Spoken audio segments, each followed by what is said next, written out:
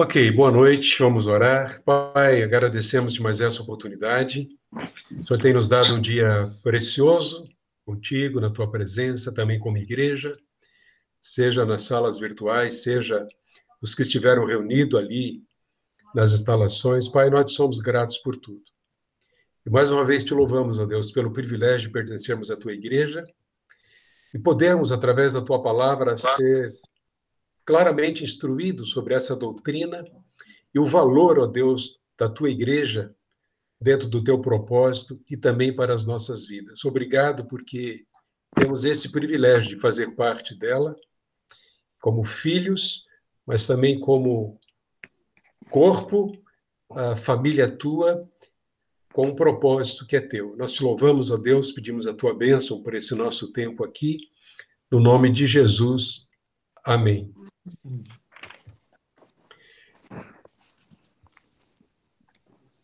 Ok. Chegamos hoje à nossa terceira tese da eclesiologia. A igreja, como corpo, é indivisível. Igreja viva, igreja organismo, ela é indivisível. A primeira consideração importante a fazer é que, de fato, há uma distinção entre união e unidade, né? O que compõe a igreja? O que caracteriza a igreja? Sim, ela é uma unidade. É muito mais do que uma união, né? Ela é uma, única, sobrenatural, e assim ela foi estabelecida por intervenção divina, pela ação do Espírito, sobre o fundamento que é Cristo, na doutrina dos apóstolos, e o Senhor mesmo é quem insere nesse corpo, nessa família, aqueles que vão pertencer a ela, aqueles que são os seus filhos, né? Os que creem no Senhor Jesus Cristo. O primeiro texto que eu gostaria de compartilhar com vocês está na carta de Paulo aos Efésios, capítulo 4, de 4 a 6. Notem que Paulo faz um apelo aos Efésios. Ele diz: façam todo o esforço para conservar a unidade do Espírito pelo vínculo da paz. Notem que não somos nós, não são os homens, nem os filhos de Deus, que estabelecem a unidade da igreja. Ela já foi estabelecida pelo Senhor. Entretanto, Paulo está dizendo, cabe a vocês fazer todo o esforço para conservar essa unidade que já existe, do Espírito pelo vínculo da paz. E aí então ele afirma, há um só corpo e um só Espírito. Assim como a esperança para a qual vocês foram chamados é uma só. Há um só Senhor, há uma só fé, um só batismo, um só Deus e Pai de todos, que é sobre todos e por meio de todos e em todos. Notem, há aqui uma clara exortação de Paulo para que os efésios preservassem, então, a unidade do Espírito. Ela já existe, ela não precisa ser criada por homens. E aqueles que procuram alcançar a união entre todos os cristãos, através do ecumenismo, na verdade, eles ignoram a unidade da igreja que já existe. Há um esforço do ecumenismo para tentar criar uma outra unidade. Então, eles tentam trazer para o mesmo grupo pessoas de vários grupos, as várias denominações, incluindo católicas, romanas, né?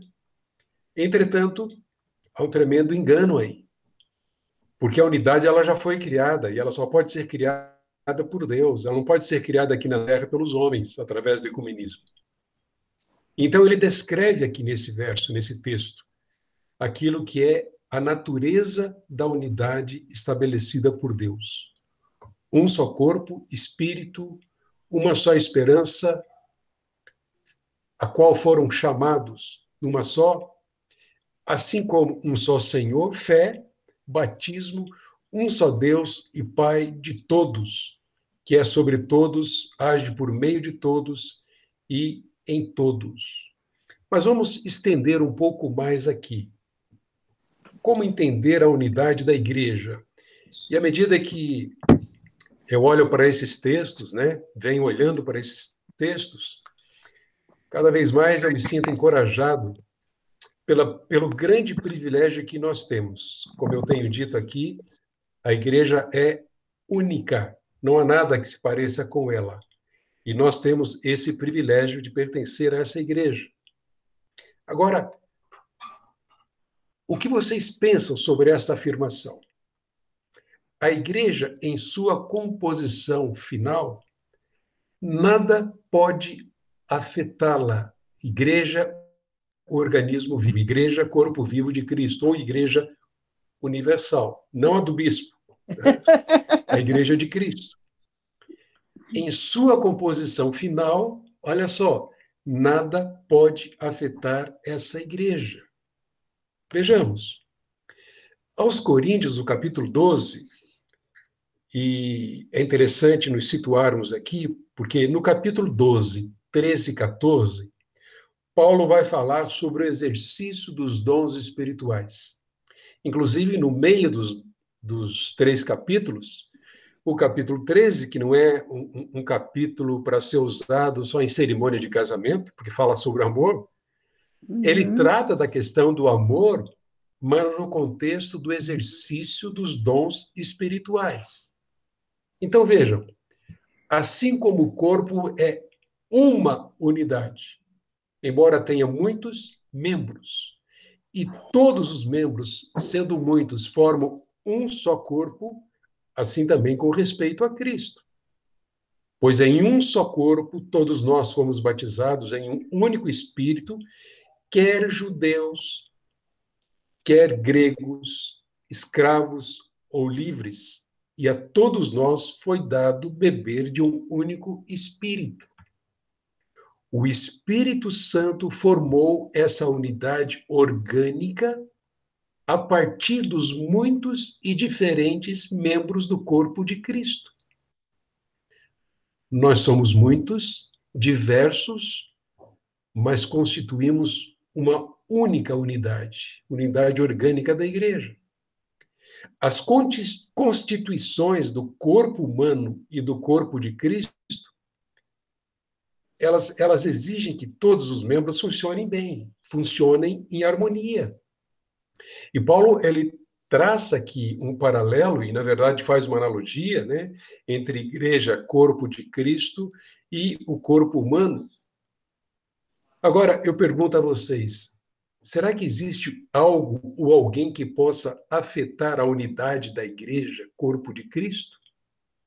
Não. Pelo que nós vamos ver, nada pode afetar essa unidade. Ela foi constituída pelo Senhor, ela é inabalável, nada pode afetá-la. Convém notarmos agora a afirmação de Paulo aos Romanos, no capítulo 6, versículo 3. Uma perguntinha que eu quero lançar aqui é: quando um crente exclui, por exemplo, um outro irmão, por não pertencer ao mesmo grupo local, isto causa divisão na Igreja Universal? Não, Não. Uhum. absolutamente. Cada um está lá sendo sustentado e garantido pelo próprio Senhor Jesus Cristo, o cabeça, o dono da igreja. Então, nesse sentido, a igreja ela é indivisível, não se divide. É um corpo que ultrapassa duas barreiras principais: tempo e espaço. Não importa onde nem quando aconteça a conversão da pessoa. A verdade é que quando essa pessoa crê em Jesus Cristo, ela passa a pertencer à igreja, ao corpo de Cristo. Ninguém pode colocá-la nem tirá-la, pois essa é obra unicamente de Deus. Nada pode afetar essa unidade do corpo de Cristo. Nada pode afetar o corpo invisível de Cristo, porque o Senhor conhece os que lhe pertencem. Então, como eu disse, o problema do ecumenismo é tentar trazer esta união cá para a Terra. Quando ela foi estabelecida nos céus, ela foi estabelecida pelo Senhor. Nesse sentido, notem uma outra afirmação. Em caráter determinante, nada pode justificar divisão numa igreja local. Se ela é única e como organismo, unidade orgânica, organismo vivo, ela não pode ser dividida, isso significa que essa igreja que espelha numa determinada localidade, onde um grupo de pessoas se reúne, o próprio Deus e a sua unidade, em caráter determinante, nada pode justificar divisão na igreja local. Mas existe? Existe. Infelizmente, as divisões nas igrejas existem. E eu trago esse primeiro exemplo aqui para nós podermos tirar dele alguns princípios. Na primeira carta de Paulo aos Coríntios, o capítulo 1, versículo 10, há uma situação aqui e Paulo puxa a orelha mesmo, dá bronca. Ele diz assim: irmãos, em nome do Senhor Jesus Cristo, eu suplico a todos vocês que concordem uns com os outros. Havia um problema ali. Para que não haja divisões entre vocês, e sim que todos sejam unidos num só pensamento e num só parecer. E aí ele estende um pouquinho mais e traz alguns detalhes, dizendo que ele foi informado. Devemos notar que Paulo escreve essa carta em resposta a uma série de perguntas que ele recebia desses irmãos, tanto a primeira quanto a segunda. Então ele foi informado o quê? Ele foi informado que havia divisões na igreja em Corinto. Quero dizer que cada um de vocês afirma: eu sou de Paulo, eu sou de Apolo, eu sou de Pedro, e os que diziam: eu sou de Cristo. Acaso Cristo está dividido? Ele pergunta. Foi Paulo crucificado em favor de vocês? Foram vocês batizados em nome de Cristo? Qual era o problema existente nessa igreja de Cristo que deveria espelhar a unidade da igreja organismo vivo? Que práticas dentro da igreja foram condenadas por Paulo? Bem, o problema fica claro aqui. Havia divisões. Eles não concordavam uns com os outros. Vejam, não se tratava de opiniões diferentes. Nós temos opiniões diferentes. Se tratava de divisões e problemas da não concordância por causa dos grupinhos, das panelinhas que existiam no meio da igreja. Então, um grupo dizia que era de Paulo, outro de Apolo, outro de Pedro, e vamos dizer, os mais espirituais, entre aspas, diziam: ah, não, nós somos de Cristo. Qual foi o apelo de Paulo? Vocês devem pensar concordemente. Não devem preservar essa divisão que existe no meio de vocês. Eu suplico que vocês concordem uns com os outros naquilo que falam. Na carta que ele escreve, então, aos Coríntios, ele fala desse problema da divisão. Agora vejam, uma igreja local, como a fonte, pressupõe uma união. Nela não deve existir divisão. A situação ali era um tanto delicada. Paulo estende um pouco mais a sua exortação para dizer que eles eram carnais, não estavam vivendo no Espírito. Porque, olha só, havia inveja e divisão entre eles. Estavam sendo carnais e mundanos. E ele diz: pois quando alguém diz eu sou de Paulo e outra eu sou de Apolo, não estão sendo mundanos? Afinal de contas, quem é Apolo, quem é Paulo? Apenas servos, por meio dos quais vocês vieram a crer, conforme o ministério que o Senhor atribuiu a cada um. Eu plantei, ele diz, Apolo regou, mas Deus é quem fazia crescer. Então, quando a divisão existe na igreja, a disciplina deve ser aplicada para preservar a unidade. Toda disciplina bíblica, né, quando a gente pensa na palavra disciplina, às vezes somos levados a considerar a disciplina apenas um aspecto negativo, punitivo. Mas a disciplina bíblica, ela é sempre boa, ela sempre visa o bem, a edificação, a restauração, ganhar o ofensor, promover a comunhão, preservar a unidade, estimular a comunhão.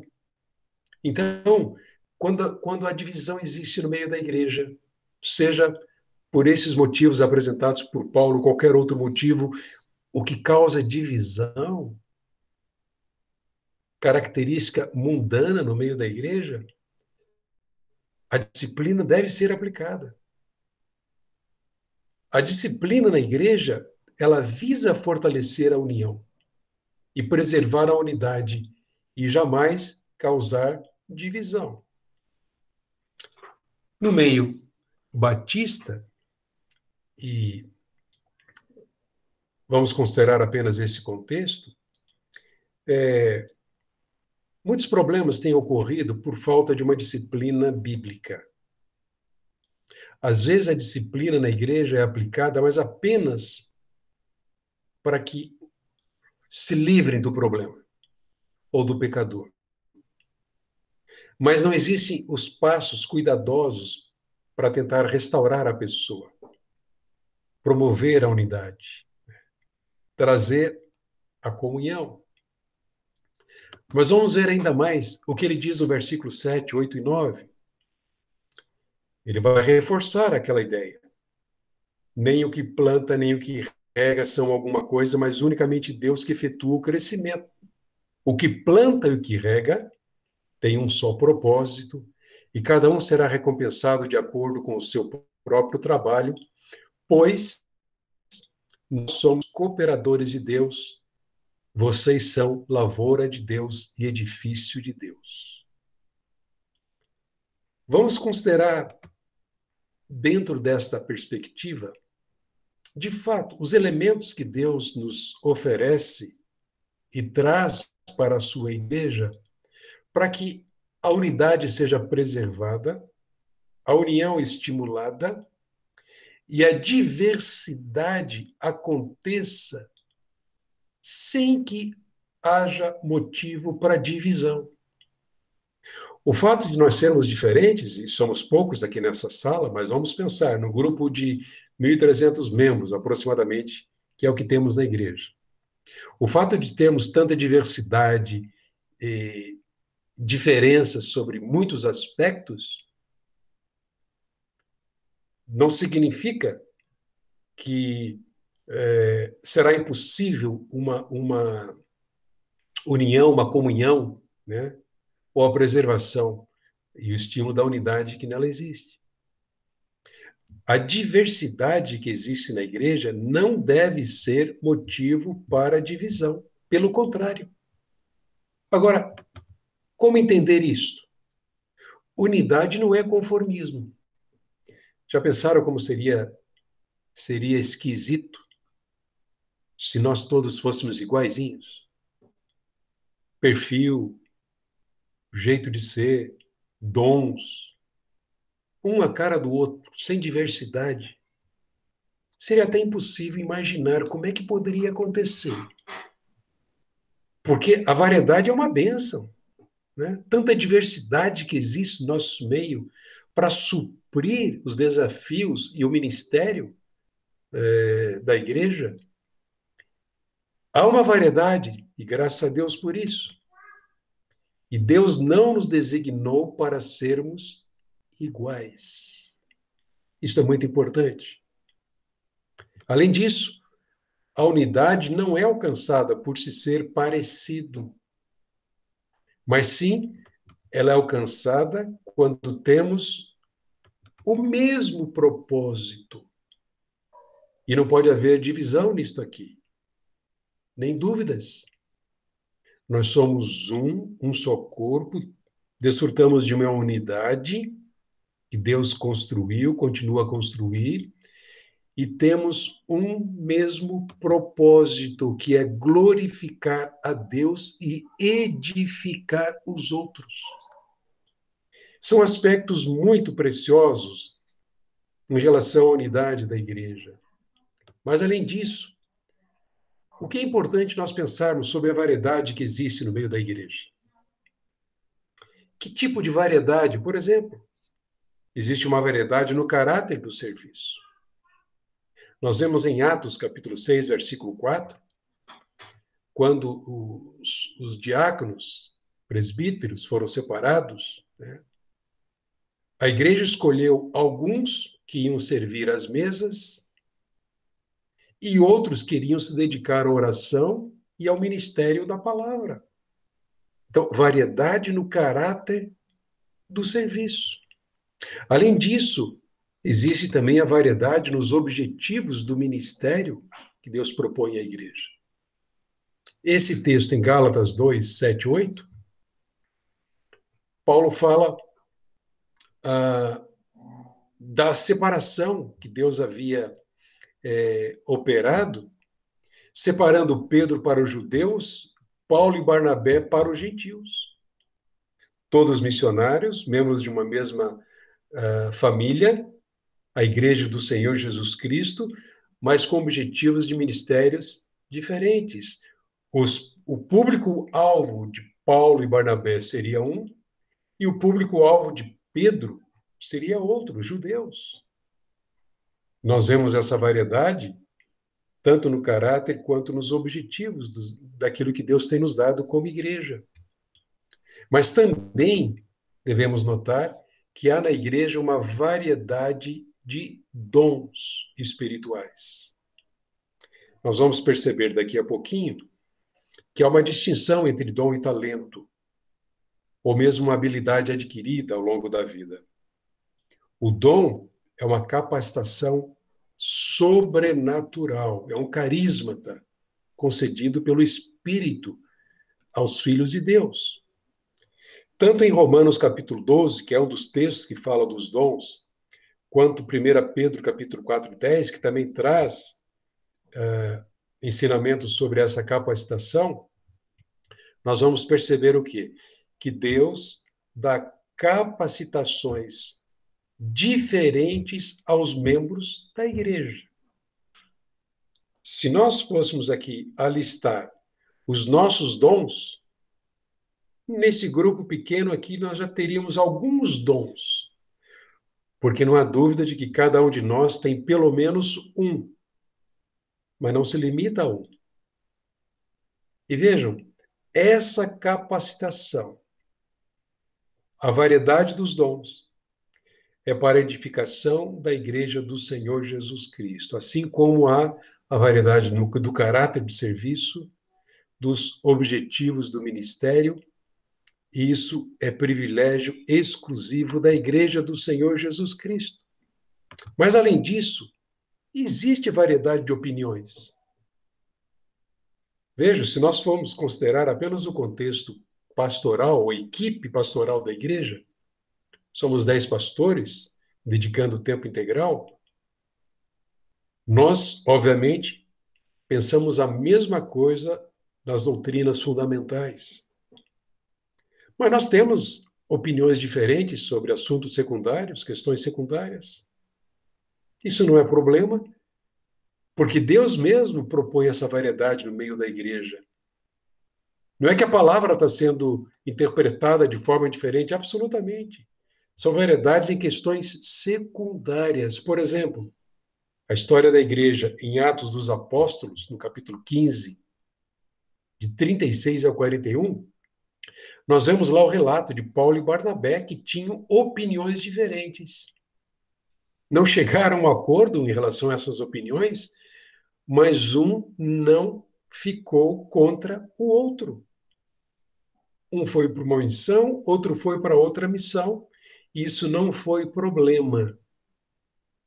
Além disso, essa igreja abençoada, privilegiada, ela traz também uma variedade de procedimentos. E aí em Gálatas capítulo 2, voltando ao texto, no verso de 9 a 14, nós vemos que Pedro teve uma certa atitude ali que Paulo reprovou, ele não concordou com Paulo, ele tinha outro pensamento, tinha outra ideia. Isso faz parte, isso não tem nenhum problema, né? Recentemente nós tivemos uma situação um tanto engraçada, né? Nessa pandemia, o João Sack não trabalhou de cuidar da manutenção da igreja, fazer reformas, etc., cuidar das pinturas. E um dia, um de nós chegou lá e viu que toda a calçadinha à volta do chalé estava pintada de vermelho. O João mandou bala. Achou que o vermelho seria a cor, até que o líder dele chegou, olha, não convém que seja vermelho. Vamos manter um determinado padrão, e se vocês chegarem lá hoje, vocês vão perceber que está tudo cinza e não vermelho. Vejam, isso faz parte. Opiniões, procedimentos diferentes, mas mantendo a unidade do Espírito. Variedade é riqueza que Deus nos dá. Começa desde a criação do homem, distinto da mulher. Da diversidade, Deus fez um só. E a própria Trindade divina participou da criação. Façamos o homem a nossa imagem e semelhança com um propósito. O casal seria um só para atender o mesmo propósito de Deus, sobretudo espalhar e espelhar a sua glória. Assim é a igreja do Senhor Jesus Cristo. Então, diversidade não é divisão. Por fim, existe variedade de estilos pessoais, né? No nosso curso Descoberta, é ensinado isso. Traga o seu estilo para um lugar de serviço. Há pessoas que são mais dadas a trabalhar ou atuar em tarefas e há pessoas que preferem lidar com pessoas. Servir, ministrando, aconselhando, cuidando de pessoas. Essa variedade pertence à igreja, estilos pessoais diferentes que Deus concedeu à igreja. Para entendermos ainda mais isso e gravarmos bem, vejam, diversidade não é divisão. A verdade é que nós somos diversos como membros desse corpo, mas nós somos chamados para servir sem qualquer divisão. Por quê? Há diferentes dons, mas o mesmo Espírito. Há diferentes serviços, mas o mesmo Senhor. Assim como há diferentes realizações. Entretanto, o mesmo Deus que opera o crescimento. Isso é a igreja, única, distinta de qualquer outra coisa, sobrenatural, para atender ao propósito para o qual Deus a criou.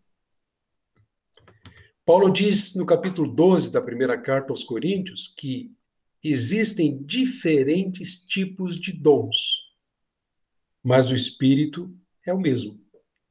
Assim como há diferentes tipos de ministérios, mas o Senhor é o mesmo. E há diferentes formas de atuação, mas é o mesmo Deus que efetua tudo em todos. Há uma diversidade aqui entre nós. Assim como temos dons diversos, estamos envolvidos em ministérios diferentes, distintos, atuamos de forma diferente, mas o mesmo Espírito, o mesmo corpo, o mesmo Senhor e o mesmo Deus quem efetua tudo e em todos nós, no meio da igreja. Quanto à nossa diversidade, vejam, cada um tem um perfil singular. Como eu disse, seria muito monótono, sem graça, sermos todos iguais. Cada um de nós tem um perfil singular, porque a grande diversidade no corpo de Cristo, ninguém deveria estranhar isso, pelo contrário. E devemos notar que Deus mesmo planejou as nossas diferenças. Eu sei que um desafio para nós, convivendo numa igreja, é de fato perceber que o mesmo Deus que atua em nós é o que atua no nosso irmão, que é tão diferente de nós. E não deveríamos estranhar isso. Entretanto, nós devemos resistir à tentação de querer exigir que o outro seja como nós. Ele não é. Ele está num outro nível de crescimento. Mas Deus que está atuando na vida dele. Assim como ele deve, de fato, respeitar o que Deus está fazendo em nós. Né? Nós temos que os crentes têm que ter muito cuidado para não serem críticos no sentido negativo e julgarmos aqueles que não são como nós achamos que deveriam ser, quando, na verdade, o que eles devem ser, o próprio Senhor da igreja já estabeleceu. Então devemos ser pacientes, amorosos, cuidadosos, enquanto Deus opera neles e em nós o crescimento. Então, uma perguntinha para vocês. O que pode justificar a saída de alguém de uma igreja local? Pensaram? O que pode justificar? Pode falar se alguém quiser. Acho que nada. Nada. Existe algo, sim, que pode. Por exemplo, um membro só pode justificar a sua saída de uma igreja local quando claramente ele é impedido de contribuir para a sua edificação, por não poder declarar ou praticar as suas convicções bíblicas. O critério a ser adotado não é onde eu vou receber mais, mas sim onde eu posso servir, onde eu posso contribuir. Realmente, há quase nenhuma razão para alguém mudar de igreja ou sair da igreja local. Mas existe pessoas que vão sair, que elas não encontram liberdade alguma para colocar em prática as suas convicções servindo ao Senhor. Elas são impedidas de fazer isso. Percebem?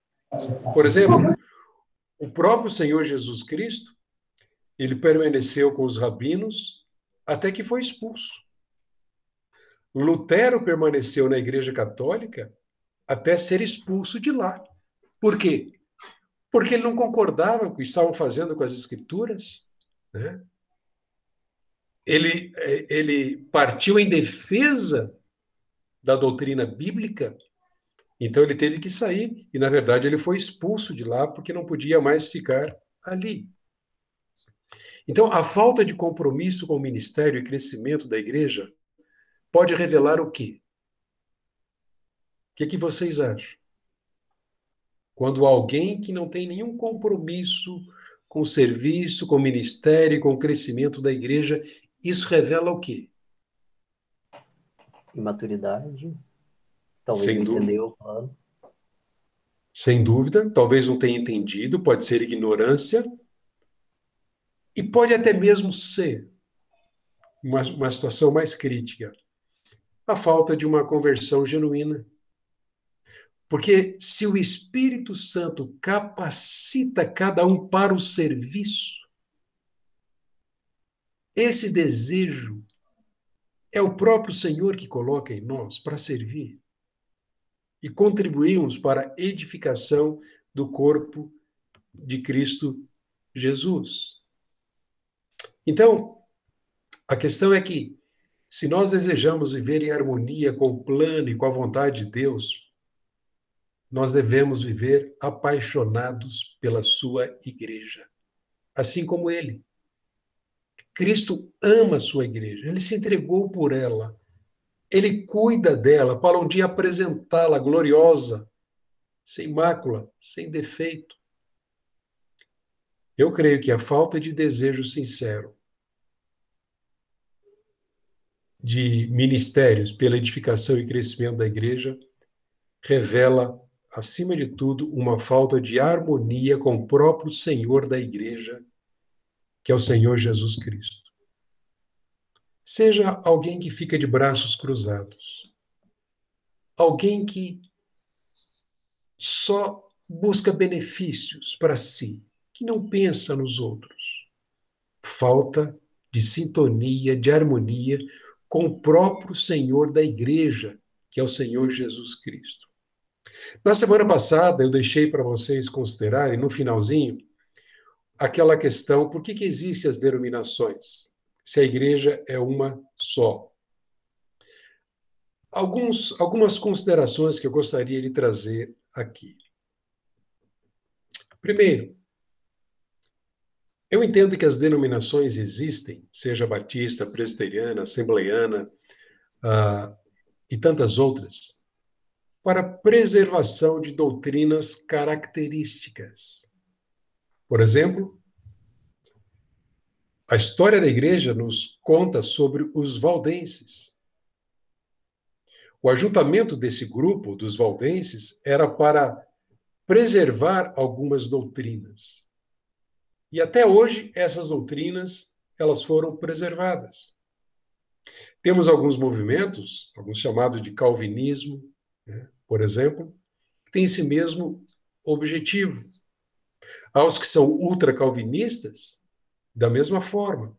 Então, as denominações existem para a preservação de doutrinas características.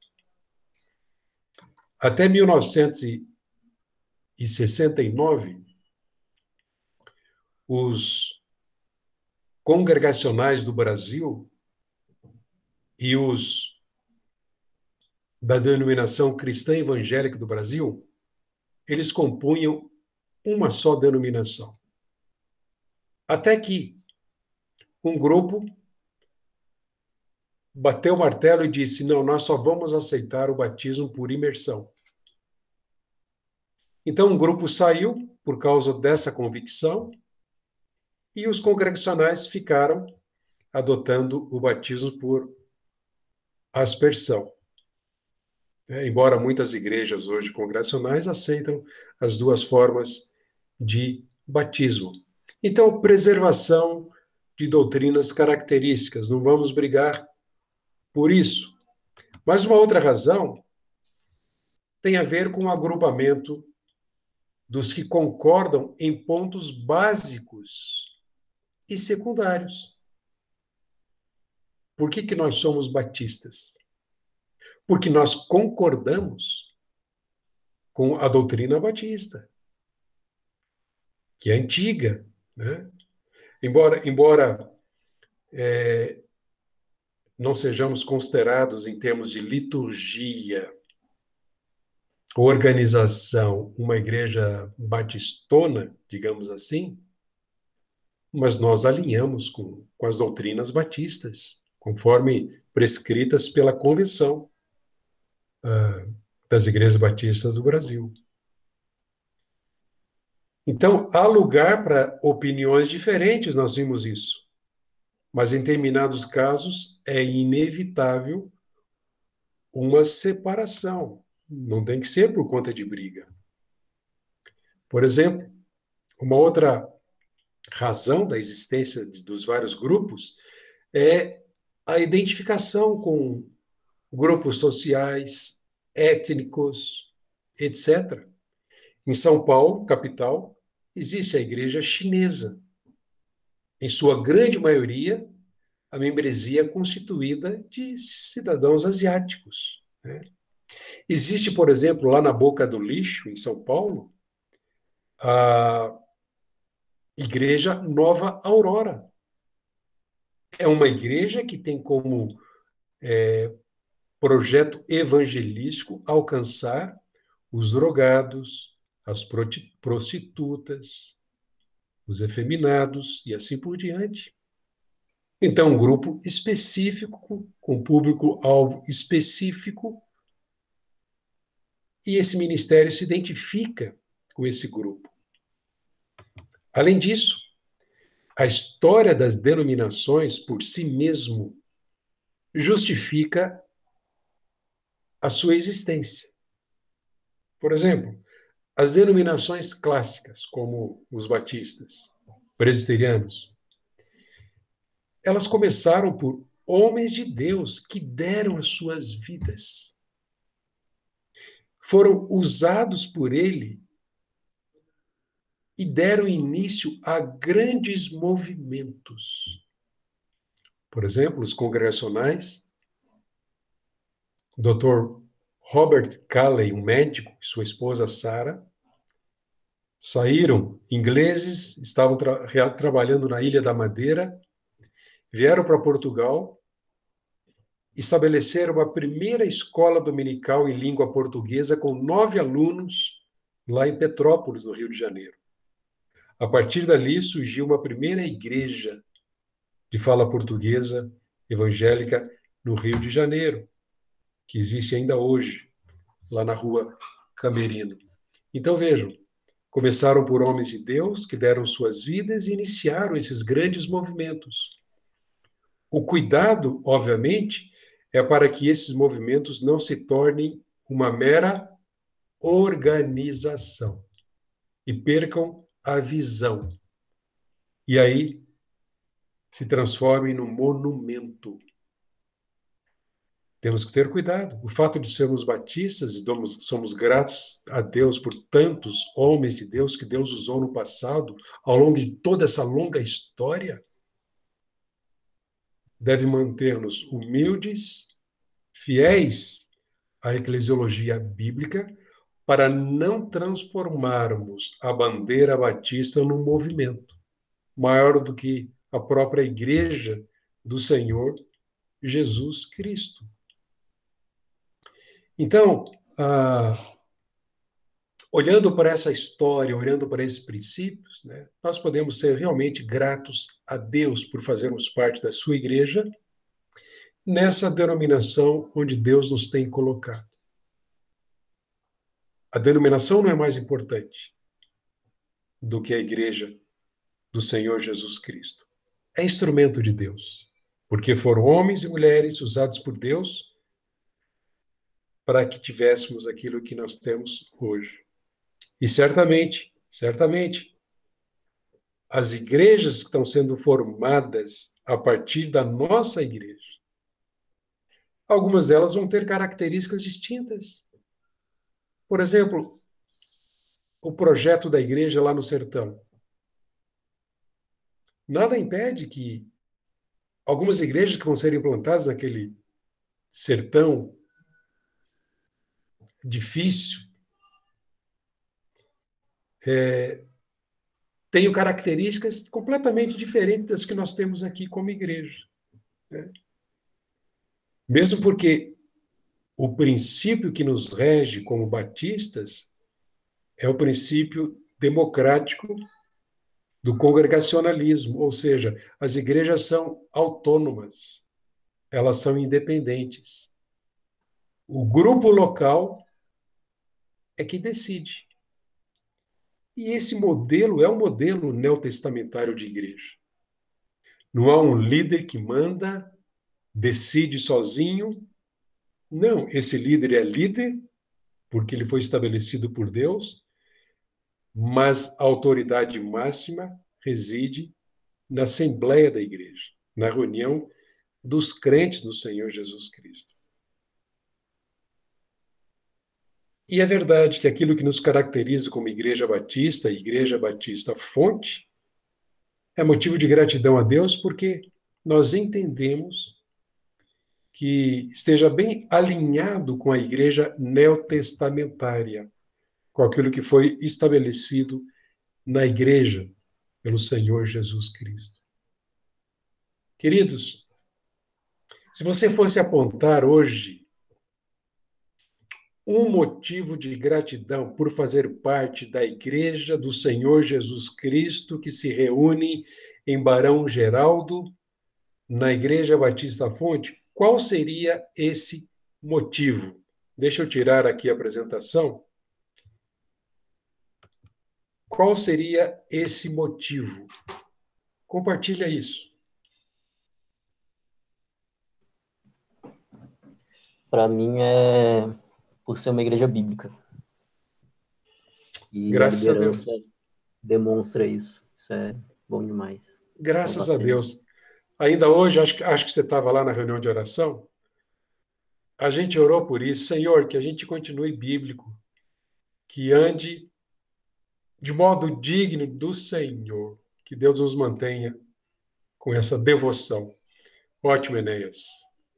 O que mais? Selma, o que você acha? Abra o seu microfone, minha irmã.